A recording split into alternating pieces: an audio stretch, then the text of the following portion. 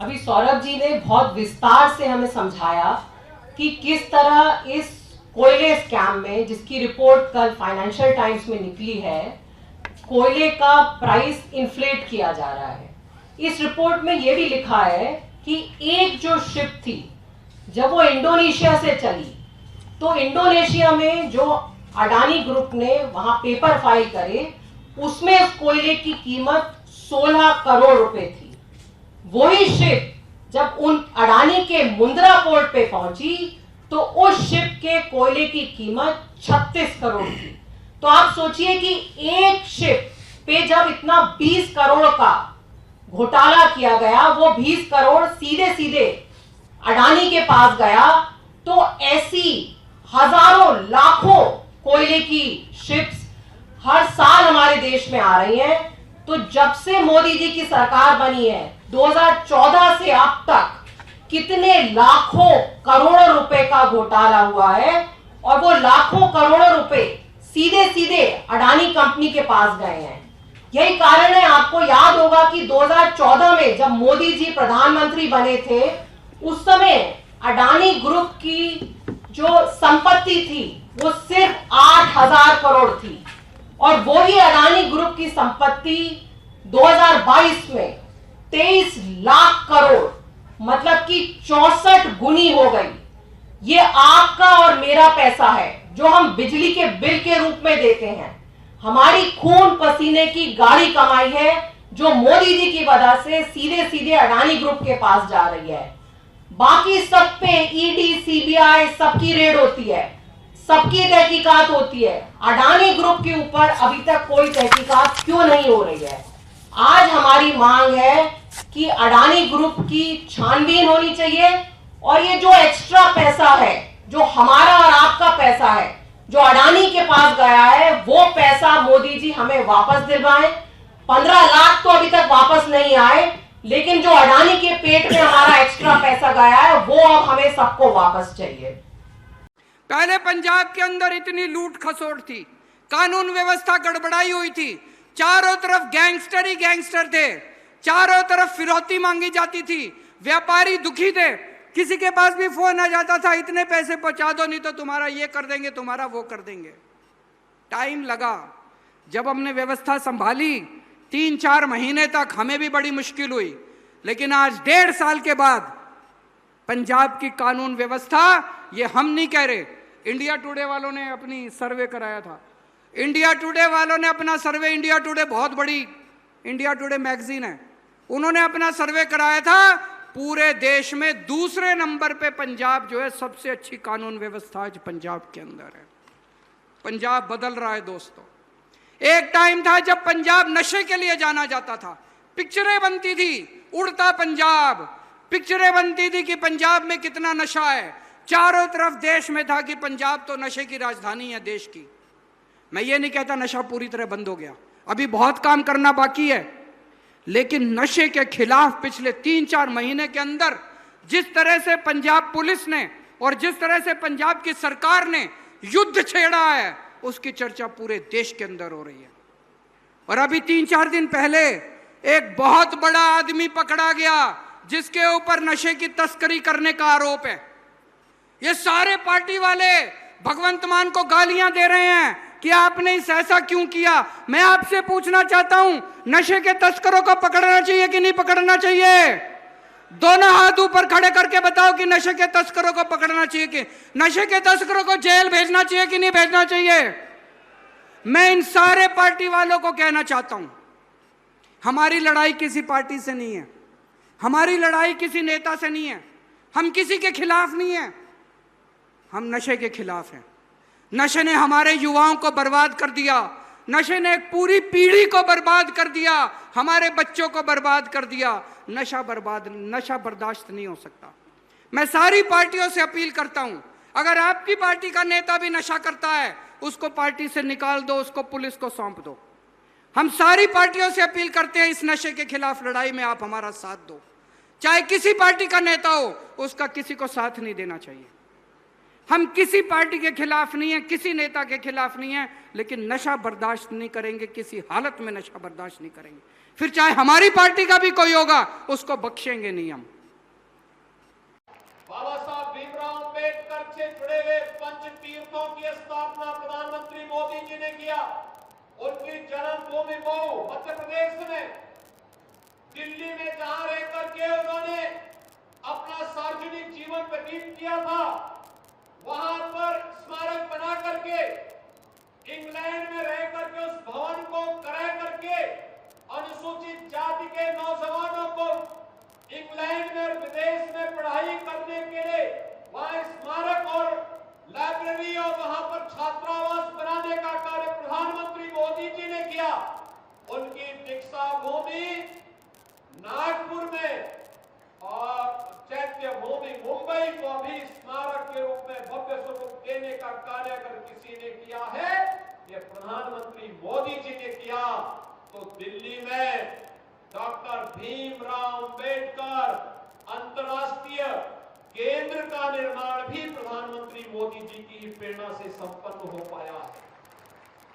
और प्रधानमंत्री मोदी जी की प्रेरणा से उत्तर प्रदेश के लखनऊ में हमारी सरकार भी डॉक्टर भीमराव अंबेडकर अंतर्राष्ट्रीय केंद्र की स्थापना कर रही है, जहां पे अनुसूचित जाति जनजाति के नौजवानों को उच्च शिक्षा के लिए और प्रतियोगी परीक्षाओं के लिए स्कॉलरशिप की एक व्यवस्था और उच्च अध्ययन करने के लिए एक व्यवस्था का कार्य हम लोग करने जा रहे हैं। अंतिम चरणों में कार्य चल रहा है और लखनऊ में कार्य बहुत शीघ्र आगे बढ़ने वाला है। ये देखिए, फेस नहीं आ रहा, फेस दिखा देता हूं। इसको अच्छी तरह देखिए। ये दुनिया का एक सबसे जरूरी फाइनेंशियल न्यूज़पेपर है, फाइनेंशियल टाइम्स ऑफ लंदन। इसमें Adani and the mysterious coal price rise, लंबी कहानी है। पहले हमने 20,000 करोड़ रुपए की बात की थी और सवाल पूछा था ये पैसा किसका है, कहां से आया। अब पता लगता है 20,000 करोड़ का फिगर गलत था, उसमें 12,000 करोड़ और ऐड हो गए हैं, तो अब टोटल फिगर 32,000 करोड़ का हो गया है। अदानी जी इंडोनेशिया में कोयला खरीदते हैं और जब तक वो कोयला हिंदुस्तान पहुंचता है उसका रेट बदल जाता है, डबल हो जाता है। ऐसे तकरीबन 12,000 करोड़ रुपए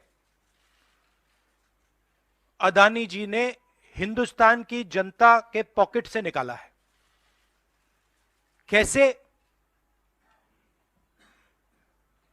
कोल प्राइस को गलत दिखाकर, ओवर इनवॉइस करके, यहां पे बिजली के दाम को बढ़ाकर। कर्नाटक में कांग्रेस पार्टी ने बिजली की सब्सिडी दी है, मध्य प्रदेश में हम देने जा रहे हैं। अब पता लगता है कि इसका कारण अदानी जी हैं। तो हिंदुस्तान के नागरिकों को यह समझना है कि जो आपका बिजली का बिल बढ़ता जा रहा है, इसमें से 12,000 करोड़ रुपए आपकी जेब में से सीधा अदानी जी ने लिए हैं। और ये सिर्फ मैं नहीं कह रहा हूं, ये दुनिया का एक सबसे जरूरी financial newspaper financial times London कह रहा है। अब इंटरेस्टिंग बात यह है कि यह स्टोरी आती है, मगर हिंदुस्तान की मीडिया एक सवाल नहीं पूछती। बिजली का मामला है, गरीबों का मामला है, सीधी चोरी का मामला है, मगर हिंदुस्तान में किसी भी अखबार को, किसी भी मीडिया चैनल को इसमें इंटरेस्ट नहीं है। कहा गया था कि ये पूजा की सामग्री है और पूजा की सामग्री पर तो जीएसटी लगता ही नहीं है, वो भी एक कोरा झूठ है। ये सीबीआईसी जो इनडायरेक्ट टैक्स की वेबसाइट है, जो जीएसटी जिसके अंतर्गत आता है, उसकी वेबसाइट का स्क्रीनशॉट मेरे हाथ में है। इसमें 10 चीजें हैं पूजा की सामग्री में जिस पर जीएसटी नहीं लगता है। ये कल रात की ली हुई प्रिंट आउट है।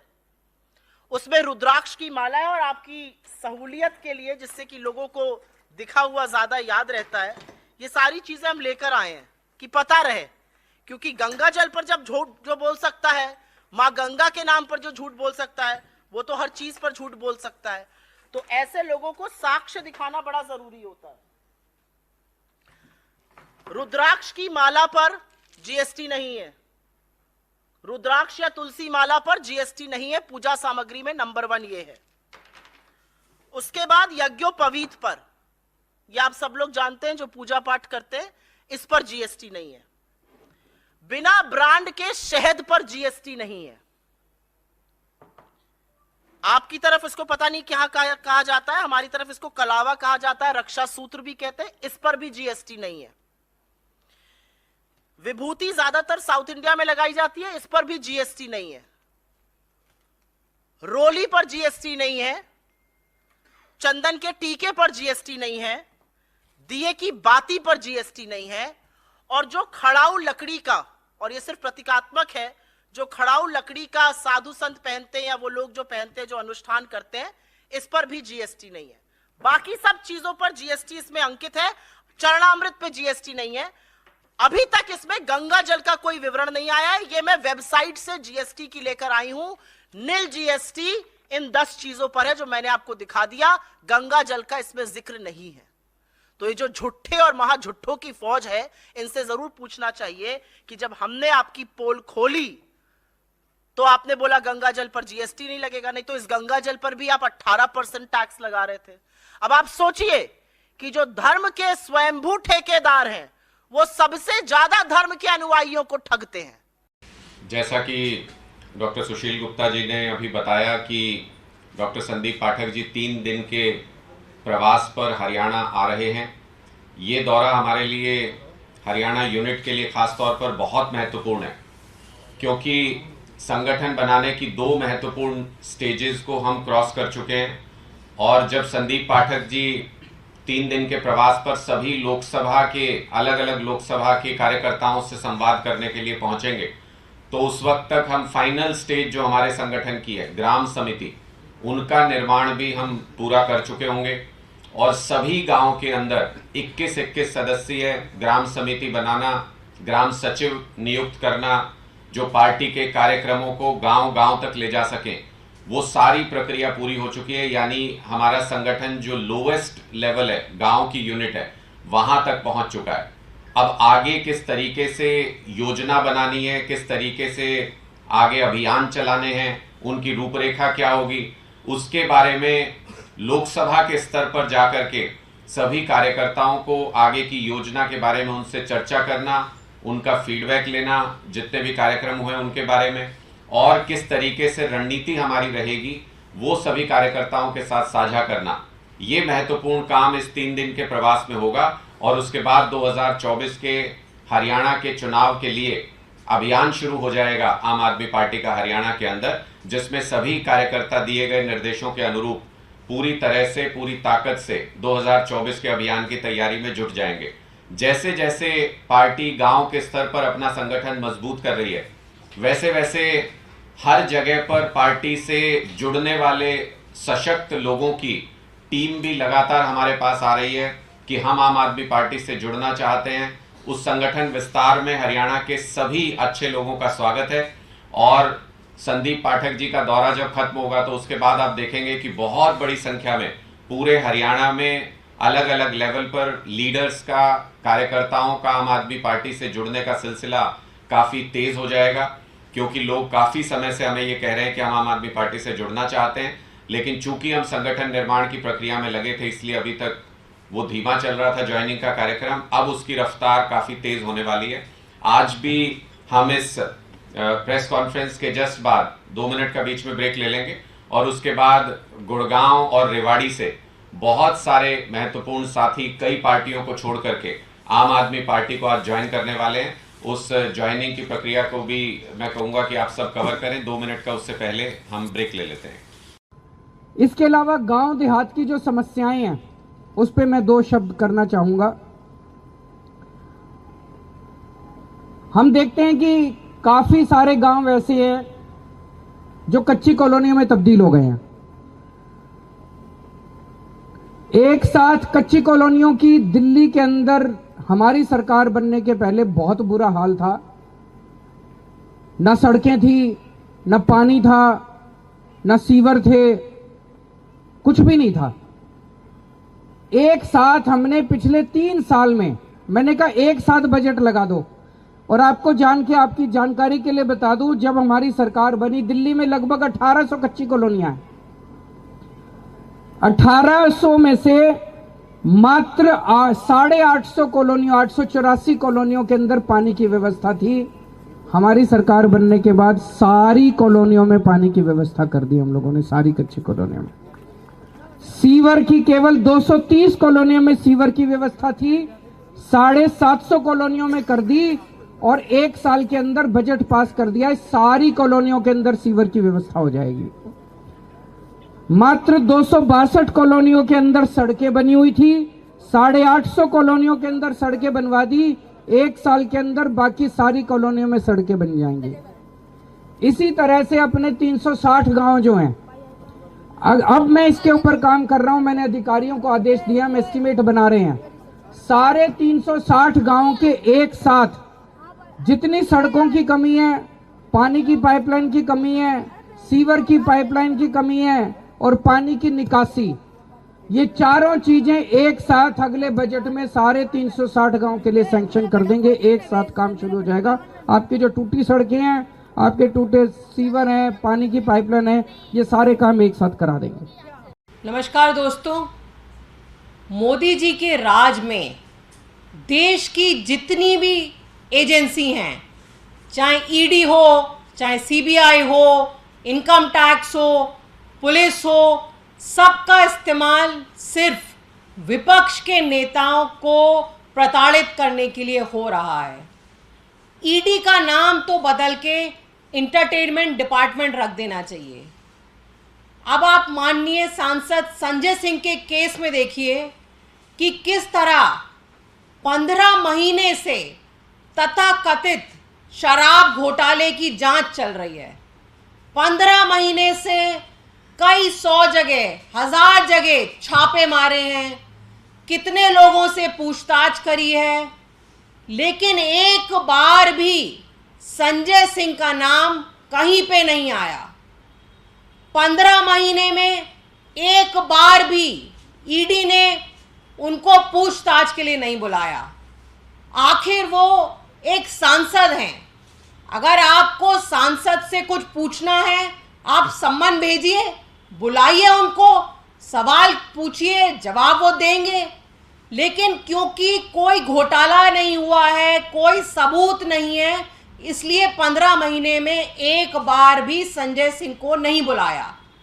उसके बाद उनके घर पे रेड हुई, पूरे दिन रेड चली। 4 कमरे के छोटे मकान में रहते हैं, फिर भी पूरा दिन लगा दिया रेड करने में। रेड में एक नया पैसा नहीं मिला। फिर संजय सिंह को गिरफ्तार किया। उसके बाद ईडी में रिमांड में रहे वो 8 दिन। अब आप देखिए, जब कोर्ट में उनकी पेशकश की गई तो ईडी ने बोला कि हमें रिमांड इसलिए चाहिए क्योंकि हम संजय सिंह का सामना कुछ लोगों से करवाना चाहते हैं, इनसे पूछताछ करना चाहते हैं। लेकिन देखिए, मैं आपको बताऊंगी कि किस तरह इंटरटेनमेंट डिपार्टमेंट ने 8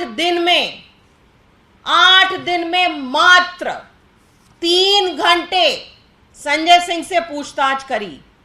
और पूछताछ भी तो देखिए किस तरह की पूछताछ, देश की सबसे खुफिया एजेंसी है भाई, इतनी बड़ी एजेंसी है तो स्वाभाविक है आप और मैं सोचेंगे कि कोई बहुत बढ़िया सवाल होंगे इनके पास, कोई सबूत होंगे इनके पास, इसलिए इन्होंने गिरफ्तार किया है।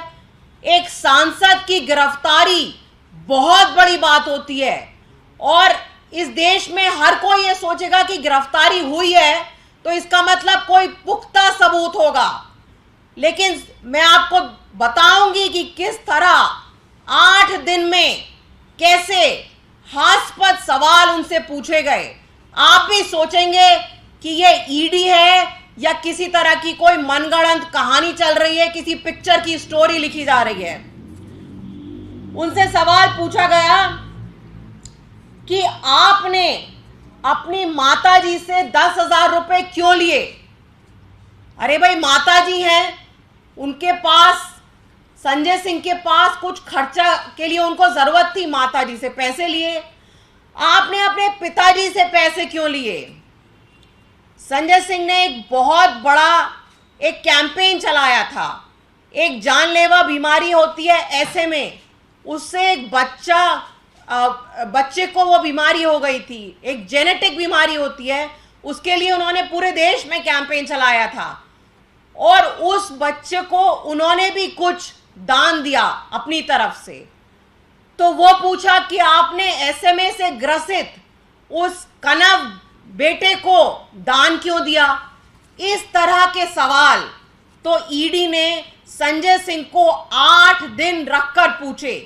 अगर यही सवाल आपको पूछने थे तो आप एक समन भेजते, संजय सिंह पेश हो जाते आपके सामने।